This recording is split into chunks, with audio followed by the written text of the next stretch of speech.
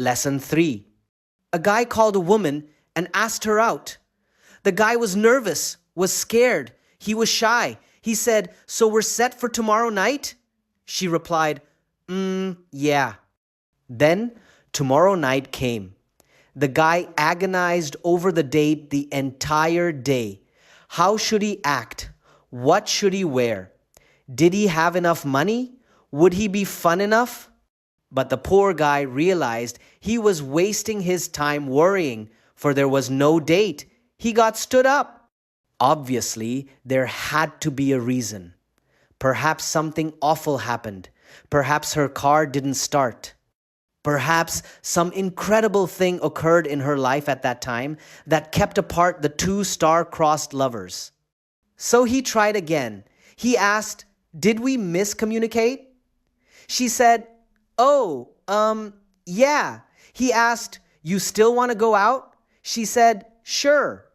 He suggested, "Let's go out on this and this day, okay?"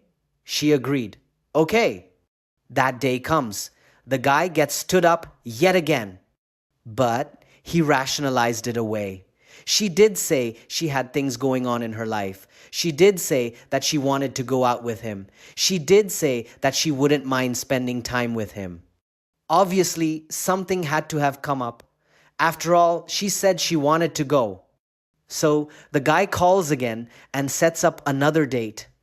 Likewise, he got stood up again. He screams to himself, "Urgh, it is my fault, for I should judge by actions, not by words." Pook then took the young man to a wall with a majestic painting on it. The painting showed a young man, much like the young man in person, standing before a feminine monster, a sphinx. The young man cried out, "What is that monster?" Pook replied, "Why, it is all women, Mother Nature herself. This nasty sphinx devours all hearts and lives of those who cannot answer her riddle. That man in the picture figured out the riddle to woman." Thus, he became known as Don Juan. The young man asked, "And the answer to the riddle?" Pook answered, "Is that there is no riddle. Woman is a sphinx with no secret. It is only in our minds that we assign her secrets, mysteries, pedestals, and goddess-like status." Pook noticed that the young man was confused, so he elaborated. "Look at the above example.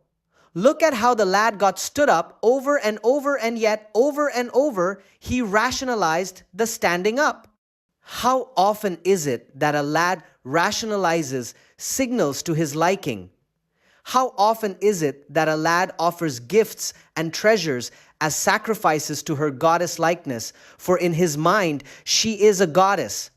How often is it that a lad's overactive imagination converts her disrespect, her shallowness, her flaws into love?" The young man asked, "So we paint the image we want to see?" Pook confirmed, "Exactly.